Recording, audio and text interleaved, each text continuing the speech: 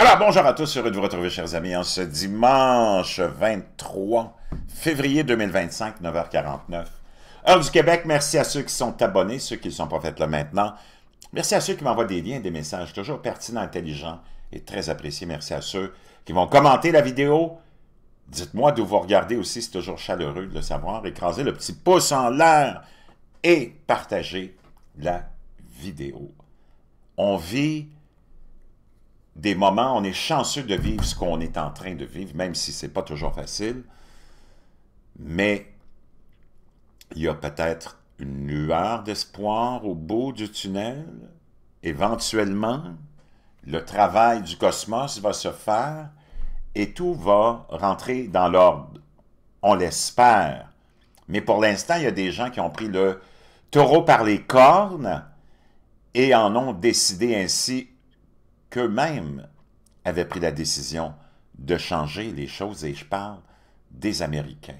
Les Américains at large. Ça inclut toutes les ethnies, les orientations sexuelles et les religions. L'Américain moyen a parlé le 5 novembre 2024 et a démontré et fait entendre son mécontentement et son écœurement face au globalisme, au mondialisme sataniste du culte qui nous gouverne, qui est le complexe industriel associé au complexe pharmaceutique, associé au complexe militaro-industriel, associé naturellement parce que c'est leur possession au complexe médiatique pour te mentir, t'endoctriner, te garder à leur service, te censurer, t'emprisonner, te faire même les plus grandes peurs possibles si tu oses exprimer ton mécontentement. Qui l'eût cru qu'un jour tu vivrais dans ce qu'on appelait à l'époque la plus grande démocratie, hein, l'Occident, où le droit de parole était là, la liberté d'expression, ton corps, ton choix, et patati et patata, on veut la paix, on veut le pacifisme partout, on est écœuré des guerres, tout ça s'est inversé, et tu te retrouves aujourd'hui dans les moments les plus terribles de l'histoire at large. Mais grâce aux Américains qui ont pris le taureau par les cornes, qui ont eu le courage de leurs convictions. Et c'est ça que tu dois reconnaître aux Américains. Oublie tes médias québécois, canadiens, français, qui sont les pourritures les plus immondes qu'il n'y a pas. Ces gens-là, à la télé, ont vraiment tu devrais avoir la même considération que tu as pour tes poubelles que pour ces gens-là, qui n'ont qu'un seul et unique but, être à la télé, être dans le jet set à tout prix, marcher sur leur honneur, leur dignité, pour te contrôler, pour t'endoctriner, pour te mentir et te garder à leur service jusqu'à la fin des temps. C'est ça un peu le problème de nos populations québécoises, de nos populations canadiennes, françaises et, en général, d'Europe occidentale. Cette espèce de mièvrerie, de dépendance, d'enfantillage, d'état de somnambulisme généralisé. Il y a une exception, il y a une minorité qui ne l'est plus, qui est sortie de ce somnambulisme, de cet état d'enfant, mais pas la majorité. Et c'est ça qui est le danger qui nous guette. Maintenant, ce qui s'est passé avec l'élection et la victoire de Donald Trump, ça a transformé beaucoup de choses. Il n'est pas parfait, il n'y a personne de parfait. Mais je peux te dire une chose, des gens sont contents. Oublie ce que les médias te racontent, c'est des approbations de 70 à 80% que Donald Trump reçoit de la population pour ce qu'il a eu comme mandat et ce qu'il fait comme travail. C'est sûr que ça vient déplaire et ça met en furie notre complexe politique québécois, complexe politique canadien, français, parce qu'ils sont exposés. Et là, ils essaient d'utiliser l'espèce de guerre tarifaire qui semble mettre en danger. Mettre en danger quoi? Mais c'est ça que je ne comprends pas de la réaction des Québécois, puis je veux t'entendre là-dessus dans la boîte de commentaires. Le Québécois moyen, le Canadien moyen, le Français moyen a été endoctriné à penser que Donald Trump va venir avoir un impact et nous infliger quelques problèmes économiques que ce soit, infliger des augmentations de prix, une inflation galopante. Ben déjà, tu es dans une inflation galopante. C'est complètement gaga. C'est une guerre d'intérêt entre des gros joueurs du complexe industriel.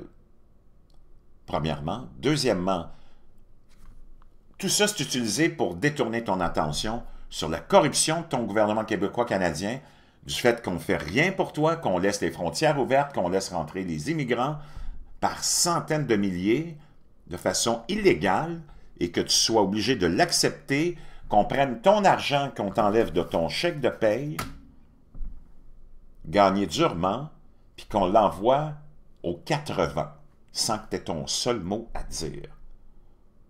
OK? Puis on vient te...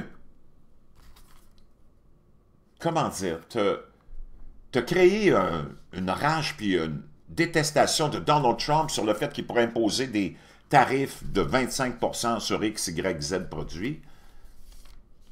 Ton chèque de paye, à toutes les semaines, ton propre gouvernement québécois, canadien, puis municipal, t'enlève plus de la moitié de ton argent.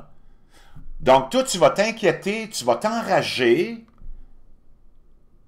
contre un gouvernement étranger comme celui des États-Unis, qui est ton premier grand partenaire économique qui fait que tu existes en tant que pays, parce que si les États-Unis n'avaient pas accepté les traités de libre-échange qui favorisent le Canada, parce que le Canada, il n'y a absolument rien de développé ici, là, enlève l'industrie automobile. L'industrie automobile en Ontario, ben c'est pas une industrie canadienne, c'est une industrie américaine qui est venue s'installer là pour des faveurs qu'on a offert à un complexe politique à l'époque, en échange de d'autres, mais qui sont toujours au désavantage des États-Unis. Le bois d'œuvre, c'est pareil. Penses-tu vraiment que les Américains ont besoin du bois d'œuvre québécois et canadien?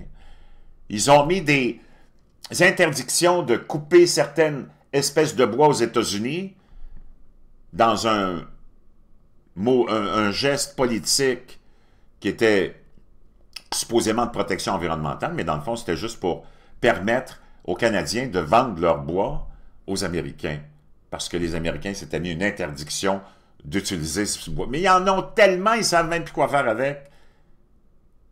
Donc, les Américains ont besoin de rien qui vient du Canada. OK?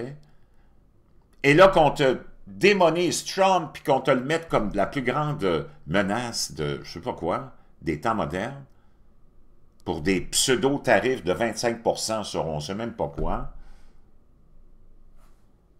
ton gouvernement t'enlève 500, 600, 700 $ par semaine. Par semaine. Ton gouvernement t'enlève 30 à 40 000 $ de tes poches par année. Puis toi, tu t'inquiètes de 25% sur une bouteille de ketchup. C'est complètement gaga. C'est complètement... Il n'y a pas de terme pour expliquer ça. Mais ton complexe médiatique, qui est l'outil de ton complexe politique, utilise ça pour te faire oublier la qualité de l'administration de Legault, la qualité de l'administration de Trudeau, parce que les élections s'en viennent, et ils veulent s'assurer que tu vas garder ces pourritures-là au pouvoir et que tu ne voteras pas, disons... Parce que là, on veut détourner l'attention du bilan de Justin Trudeau, d'Emmanuel Macron, puis en Allemagne, tu as des élections aujourd'hui, je vais te revenir là-dessus un petit peu plus tard quand on aura les résultats. Mais on a utilisé le discours de J.D. Vance et l'idée qu'il faut mettre fin à cette guerre-là pour démoniser Donald Trump en Allemagne en disant, mon Dieu, il va mettre fin à l'OTAN, ça y est, il va ramener la Russie à l'avant-plan, il veut faire que la Russie... C'est totalement du délire, de A à Z. Mais la population, en général, a été domptée, a été formé à être conformiste, à fermer sa gueule, à vouloir être toujours poli, toujours gentil, toujours... Ça t'amène les pires moments de ton histoire, d'être gentil, poli, de ne pas vouloir offusquer qui que ce soit. C'est complètement gaga. On va aller en détail, voir plein d'extraits que j'ai à te partager. Tu vas adorer. puis je vais t'entendre commenter, tu peux être d'accord ou pas, tu as le droit d'être en désaccord, c'est ça, la liberté d'expression, la vraie. Contrairement aux globalistes, mondialistes, gauchistoïdes, les hystériques du climat, les hystériques du genre, les hystériques de toute la folie démoniaque qu'on nous fait vivre depuis des décennies, eux autres, ils n'en veulent pas de débat, puis ils n'en veulent pas de liberté. C'est eux autres qui t'envoient en prison puis qui te censurent. OK? Oublie-le jamais. Une nouvelle extraordinaire, MSNBC, qui est un réseau affilié à ABC, qui est un réseau de nouvelles 24 heures comme CNN puis Fox News, là, qui est complètement dérangé mentalement, qui fait la promotion du racisme aux heures de grande écoute avec une femme qui s'appelle Joy Reid, que tu connais sûrement, ben elle vient de perdre sa job. Parce que là, les codes d'écoute sont au plus bas, les gens sont plus capables d'écouter ce genre d'insanité qui a sa source avec l'élection, la première de Tabarnak Obama, qui a ramené le racisme à l'avant-plan le premier jour de son règne de 8 ans, le cousin au 9e degré de George W. Bush en passant, puis en te rappelant que la mère de Tabarnak Obama, c'est une blanche. C'est une blanche qui a accouché Tabarnak Obama. C'est des blancs qui ont élevé, aimé Tabarnak Obama, son père, supposément kenyan, que personne ne connaît, ne s'est jamais occupé de lui. OK? Ceci étant dit, Joy Reid perd sa job, une raciste de plus haut niveau. On va l'écouter ce qu'elle avait à dire sur les ondes. À 19 h, son émission le soir. Imagine-toi, tu es dans un pays où c'est la... Il y a eu tellement d'histoires, puis tu le sais, l'histoire est tellement, tellement riche, et il y a eu tellement de combats qui ont été menés pour les droits civils et ainsi de suite, puis tu as cet énergumène-là qu'on a payé pour être en ondes à 19 h pour répandre tellement de... Wow!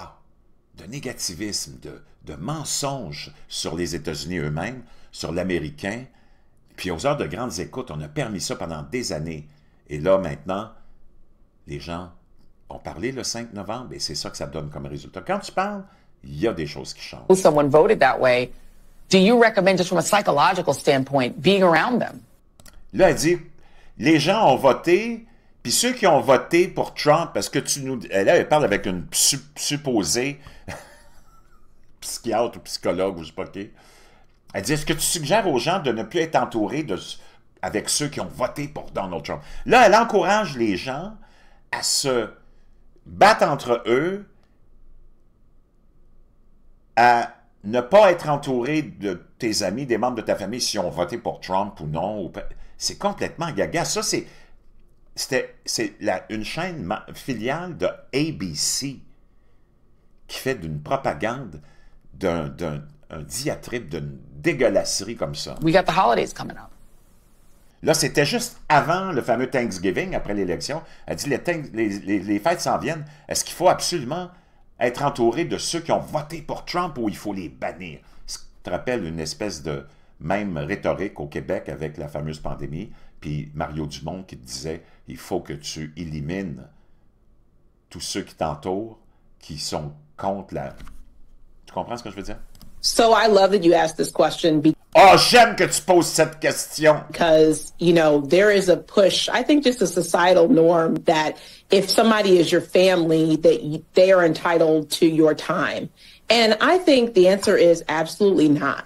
So if you are going into a situation where you have family members, where you have close friends who you know have voted in ways that are against you, like what you said, against your livelihood, and it's completely fine to not be around those people. Wow, elle dit, ça c'est Yale University Child Psychiatry Fellow. C'est la docteure Amanda Calhoun qui est à l'université Yale, puis qui est une associée de l'aile psychiatrique pour enfants, qui parle comme ça. Vraiment, ça démontre à quel point on était rendu aux États-Unis, puis nous autres, on n'a pas fini, on n'est pas rendu où les Américains sont là. On n'a pas fait notre examen de conscience, on ne s'est pas réveillé, on ne s'est pas levé pour nous faire entendre, on est encore les moutons doux conformistes, là. Une femme de ce niveau-là qui vient dire, oui, c'est tout à fait correct que si, dans ta famille, tes proches, tes amis ont voté contre tes principes politiques que tu les bannisses. Quand je te dis que les gauchistoïdes, les globalistes mondialistes sont des tyrans, sont des gens qui veulent imposer le totalitarisme, ça c'est le plus bel exemple. Et c'est comme ça partout au Québec, au Canada et dans l'Europe occidentale. Donc, ceci étant dit, OK, elle est partie, elle est out, ils l'ont foutu dehors. Enfin, il y a un bon ménage qui vient de se faire à ce niveau-là. Maintenant, on va aller écouter justement, on s'en vient au Canada. Et on va aller écouter Charlie Kirk, OK, tout le monde le connaît, et un jeune Canadien qui dit, moi j'ai quitté le Canada, je suis rendu aux États-Unis, et c'est vraiment extraordinaire. Et on va entendre Charlie Kirk t'expliquer pourquoi le Canada est en péril. From Canada, and I can say one thing: America is great. Canada is screwed up. What would you do if you were Prime Minister of Canada right now? I recently moved from Canada, and I can say one thing: America is great. Il dit, j'ai déménagé, j'ai quitté récemment le Canada, et je peux te dire une chose, les États-Unis sont extraordinaires. Canada is screwed up. What would Le Canada est fini. you do if you were Prime Minister of Canada right now? Qu'est-ce que vous feriez si vous étiez le premier ministre du Canada maintenant? I would deport Justin Trudeau the first day in office. Il dit, je déporterai Justin Trudeau à mon premier jour. That guy sucks. Le gars est vraiment mauvais. Canada's a real problem, man. I mean, because I would basically allow Alberta to become its own country. Le Canada est un vrai problème pour le monde. Et c'est vrai. Il dit, je permettrais probablement même à l'Alberta de devenir indépendant. I lived in Alberta too, so Yeah, Edmonton or Calgary. Yeah, the two best parts of I know. Canada are Edmonton and Calgary. Beautiful country too. It's amazing. Thank you. Donc il dit l'Alberta, Edmonton et Calgary en Alberta sont les deux plus belles places, les deux plus solides places rationnelles au monde. Il dit, mais le Canada c'est beau en général. Canada's a really screwed up country. Le Canada est vraiment un pays sans dessus-dessous, un pays fucké, comme on dit par chez nous. And it's a self-hating country, as you C'est un pays qui s'auto-déteste, well know, that prides itself on being polite. And qui fait de sa fierté d'être poli. Hein? C'est vrai que les Québécois, les Canadiens, on est tellement politiquement corrects, c'est complètement gaga. Moi, je le sais, je suis dans le public, là, puis je parle des fois, moi, j'aime utiliser la vulgarité, là, puis tout le monde est comme toujours, « Oh mon Dieu, qu'est-ce que tu dis? » Come on, man. Be a man, be a woman. And this is a great lesson for those of us in the West. Et ça, c'est une grande leçon pour nous, dans l'Ouest, dans l'Occident. L'exemple du Canada, qui est vraiment à l'envers. That your favorable characteristics of being polite, nice, and Donc, tes fameuses caractéristiques favorables d'être gentil, d'être poli et d'être accueillant welcoming can also be your downfall. peut être aussi ce qui va te faire tomber en échec. Va être ta chute. Donc, ta pseudo-qualité d'être accueillant et tellement poli, c'est ça qui va t'amener à ta chute. And you know that in Canada, right? Yeah. Et vous le savez au Canada. Super polite. Okay, we're just going to allow them.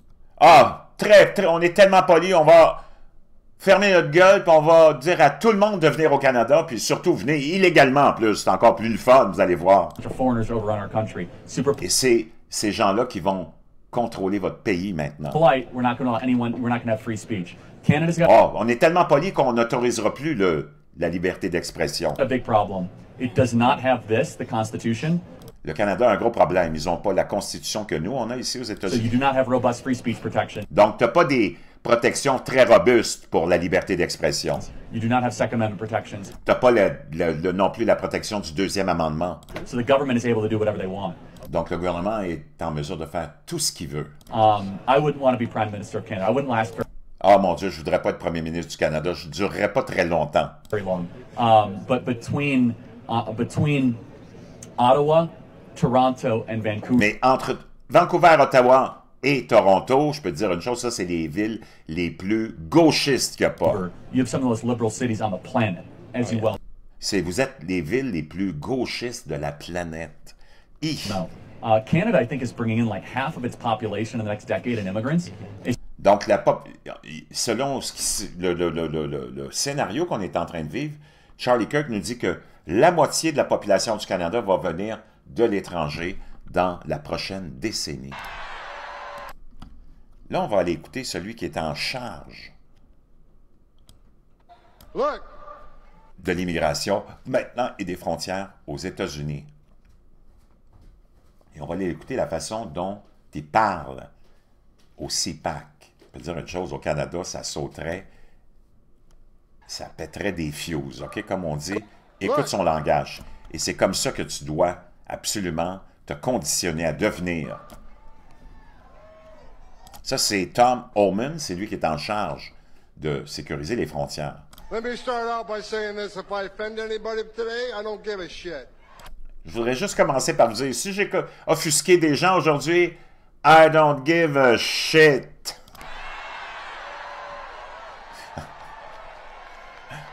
Don't care. Je m'en fous. The media in the back room, I'm sure I'll be reading a lot of hit pieces on me tomorrow. I don't give a shit what you think about me. Il dit, je suis sûr que les médias en arrière ici là, vont écrire des mauvaises choses sur moi demain. Il dit, je veux que vous sachiez une chose. I don't give a shit. Il dit, moi j'ai une job à faire, puis je vais la faire. A gender-neutral Olympics is the most insane thing. Why is Trump focused so much on trans people? Pourquoi Trump est tellement obsédé avec le mouvement LGBTQ+, se demande cette trans personne à Piers Morgan. Piers Morgan qu'on pourrait qualifier de centriste. To preserve the integrity, because I tell you what, c'est pour préserver l'intégrité des femmes. I tell you why, Blossom, because he's Je vais te le dire pourquoi elle s'appelle Blossom. Mais pas de Cherry Blossom, parce que j'imagine qu'elle n'a pas de cerise, comme disait un de mes anciens patrons grecs, qui dit au Québec, il n'y a plus assez de cerises même pour faire une tarte. I'll tell you why, Blossom. Hang on, Riley, hang on. Blossom, here's why. Because he's up against complete lunatics like Parce qu'il est contre les idiots comme toi. You, who think it would be right to have a gender-neutral Olympics. Parce que des lunatiques comme toi qui voudraient avoir des Olympiques neutres en genre, ça veut dire que c'est complètement cinglé. A gender-neutral Olympics is the most insane thing I've ever heard from any trans activist in history.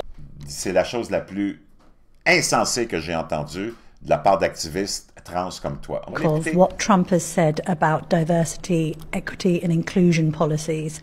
Donc là, on a cette dame-là qui demande à une Afro-Américaine universitaire, une professeure, ce qu'elle pense de la politique de Donald Trump concernant son approche sur la communauté LGBTQ+. Basically suggested that they should be scrapped. They should... Et surtout l'idéologie du diversité, équité et inclusion.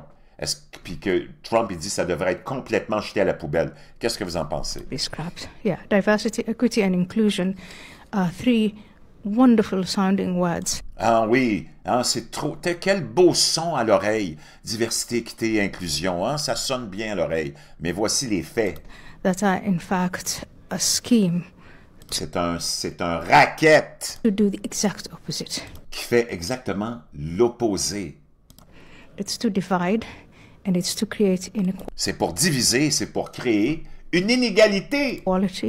It's to revive racism. C'est pour raviver le racisme. But this time against white people. Mais cette fois-là contre les blancs. It's all based on this idea that there's an oppressor. C'est tout basé sur l'idée qu'il y a un oppresseur et des oppressés. An oppressed. C'est un espèce de ce que j'appelle néo-communisme. I call neo-communism because the communism before 19... Parce que le communisme d'avant 1989 a chuté, est tombé. 89 failed. It was centered around class and economic... C'était basé naturellement sur les classes sociales et les inégalités économiques. Equality. But this DEI scheme is... Mais ce racket de diversité, équité et inclusion est basé on race and identity. Sur la race, l'identité et les politiques identitaires. And identity politics. And these things are terrible, and we've seen et ces choses sont terribles. On a vu les résultats de ça. Outcome of that. So, for the Trump administration to go out and say, let's... Et pour que l'administration Trump publiquement dise, sais-tu quoi, jetons ça à la poubelle. I'm very much in favor of that. Je suis en faveur de ça. Là, je pense que c'est le Télégraphe. C'est en Angleterre qu'on entend cette femme-là raconter ça. Donc, je t'arrête là. J'en ai plein d'autres parce que je ne veux pas que ça soit trop long. Je vais te revenir avec la suite de ça, de ton espèce de journal anti-globaliste, anti-mondialiste. Réveillons-nous. Sortons du somnambulisme.